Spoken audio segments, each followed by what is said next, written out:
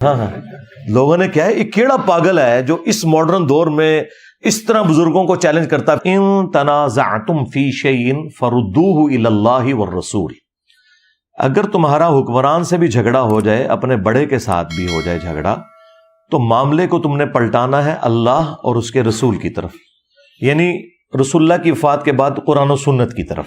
ظاہر ہے جب تک رسول اللہ دنیا میں موجود تھے تو ظاہر ہے اللہ اور اس کے رسول کی طرف مراد یہ ہے کہ رسول اللہ سے ہی پوچھا جائے جا کے۔ نبی اسلام کی وفات کے بعد آج کی ڈیٹ میں یا صحابہ کرام کے دور میں قرآن و سنت کی طرف آپ نے معاملے کو پلٹانا ہے۔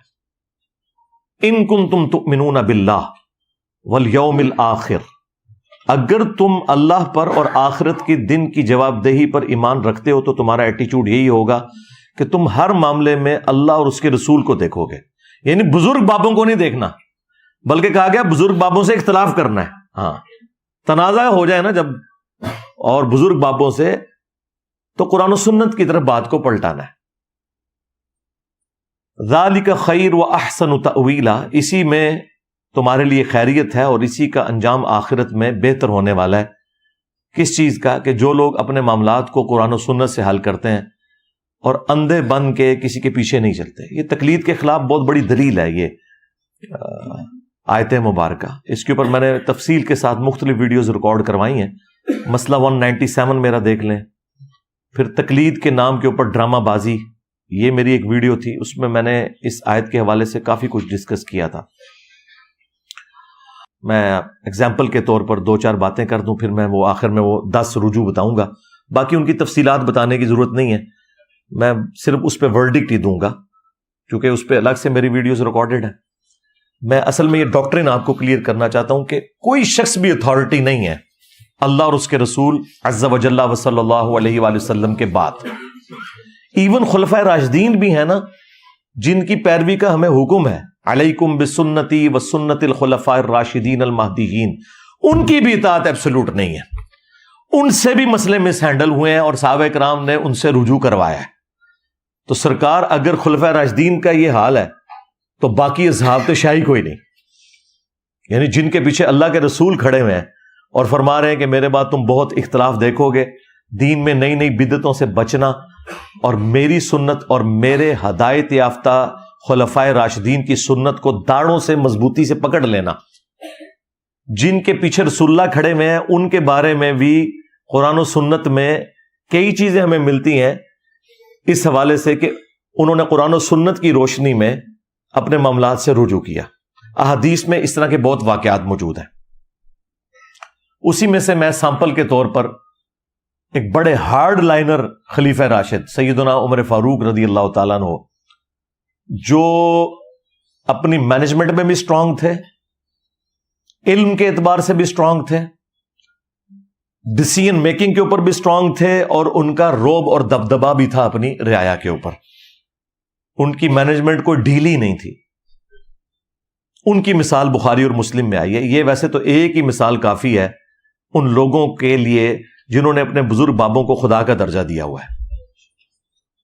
بخاری مسلم دونوں میں حدیث ہے، سیدنا عمر فاروق رضی اللہ تعالیٰ عنہ مسجد نبوی میں تشریف لائے تو انہوں نے دیکھا کہ حضرت حسان ابن ثابت اور حضرت ابو ہریرہ آمنے سامنے بیٹھے ہیں، اور حضرت حسان انہیں نعتیہ اشعار سنا رہے ہیں مسجد میں بیٹھ کے۔ تو سیدنا عمر نے انہیں تیکھی نظروں سے دیکھا، زبان سے کچھ نہیں بولا، خلیفہ راشد بھی ہیں، روب بھی ہے، اور دیکھ رہے اس شخص کی طرف ہیں جو شاعر ہے، جو بےچارے ول میں بھی بڑے کمزور ہوتے ہیں، بالکل ممی ڈیڈی ہوتے ہیں، آپ کو پتا ہے جو شاعر لوگ ہوتے ہیں، ان میں کوئی سختی۔ اور حضرت حسان کے بارے میں اگر آپ دیکھیں تو کسی میدان جنگ میں بھی یہ سامنے نہیں جا سکے، شاعر ٹائپ تھے، ان کی ذرا مزاج ہی کچھ اور تھا۔ ان سے زیادہ تو صحابیات جو ہیں وہ میدان جنگ میں پرفارم کرتی تھی۔ اچھا، لیکن یہاں دیکھیں کیسی دلیری ان کے اندر آئی ہے، صرف دیکھا ہے حضرت عمر نے، اور ان کا عمر اس طرح نہ دیکھ میری طرف، تجھ سے بہتر شخص مسجد میں ہوتا تھا، میں انہیں بھی نعتیہ اشعار سناتا تھا، محمد رسول اللہ صلی اللہ علیہ وآلہ وسلم۔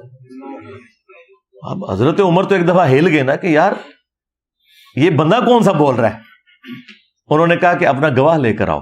انہوں نے آگے سے نہیں کہا علیکم بسنتی و سنت الخلفاء الراشدین المہدیین، ان کو پتا تھا کہ جناب جب رسول اللہ کی بات آ گئی تو پھر میں شاہی کوئی نہیں. سرکار اے جی میں تمہیں گل دسی ہے نا, شاہی کوئی نہیں, یہ ہر جگہ فٹ ہوتا جائے.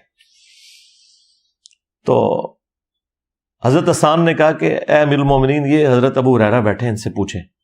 تو حضرت ابو ہریرہ نے کہا کہ میں گواہی دیتا ہوں کہ نبی صلی اللہ علیہ وآلہ وسلم نہ صرف نعتیہ اشعار سنا کرتے تھے بلکہ آپ دعا فرمایا کرتے تھے, اے اللہ روح قدس کے ذریعے حسان کی مدد فرما جس طرح تو نے عیسیٰ ابن مریم کی مدد کی تھی. وَأَيَّدْنَاهُ بِرُوحِ الْقُدُسِ, جو سورۃ البقرہ میں آیا. حضرت عمر خاموش ہو کے وہاں سے چلے گئے, یعنی یہ خاموشی میں ان کا رجوع تھا. اب اس ایک واقعے سے کتنے رزلٹ نکلتے ہیں؟ نمبر 1, خلیفہ راشد جس کی پیروی کا حکم ہے نا, وہ بھی اگر قرآن و سنت کے خلاف بات کرے تو آپ نے اس سے بھی اختلاف کرنا ہے. نمبر 2, خلیفہ راشد حضرت عمر جیسا ہو کہ بھی جب وہ دلیل سنتا ہے حدیث کی تو وہ سرنڈر کر جاتا ہے اپنے غلط فتوے سے. نمبر 3, حضرت عمر جیسا ذہین شخص, نبی الاسلام کا قریبی ساتھی, اس پہ بھی کچھ احادیث ایسی تھیں جو نہیں پہنچ سکی, تو سرکار پھر ابو حنیفہ, مالک, شافعی, احمد بن حنبل تے شاہی کوئی نہیں رحمہم اللہ اجمعین. اچھا اب یہ میرا جملہ کاٹیں گے اور کہیں گے وہ انجینئر صاحب نے مقابلے میں کہہ رہے ہیں شاہی کوئی نہیں. یہ کاٹا کریں, اس طرح کیا کریں, کیونکہ آپ کے اس طرح کے چھوٹے چھوٹے کلپ کاٹنے کی برکت سے ہی تو اتنی رونق لگ گئی دنیا میں. چلتا ہے بھائی وہ بزرگوں کی تعلیمات ہی تو آگے لے کے چل رہا ہے. ہاں ان کے بزرگوں کی نہیں, جو قرآن و سنت کے خدمت گزار بزرگ تھے ان کی تعلیمات, کیونکہ سارے ائمہ نے ہمیں یہی سکھایا کہ ہماری کوئی بات بھی قرآن و سنت کے خلاف ہو اسے دیوار پہ دے مارو. یہ چاروں ائمہ کے اقوال شاہ ولی اللہ دہلوی نے حجت اللہ البالغہ میں باقاعدہ نقل کی ہیں. اور امام مالک نے تو کمال فرمایا کہ اس صاحب قبر صلی اللہ علیہ وآلہ وسلم کے سوا کوئی ایسا شخص نہیں کہ جس کی ہر بات مقبول ہو اور کوئی بات مردود نہ ہو. اور اس پلانٹ ارتھ پہ اس صاحب قبر صلی اللہ علیہ وآلہ وسلم کے سوا کوئی ایسا شخص نہیں کہ جس سے اختلاف نہ کیا جا سکے سوائے رسول اللہ کے صلی اللہ علیہ وآلہ وسلم. تو بس یہ کتابوں میں لکھی رہ گئی اور ہم اس لیے مطعون ٹھہرے ان کی نظر میں کہ ہم نے وہ پبلک کو بتا دی.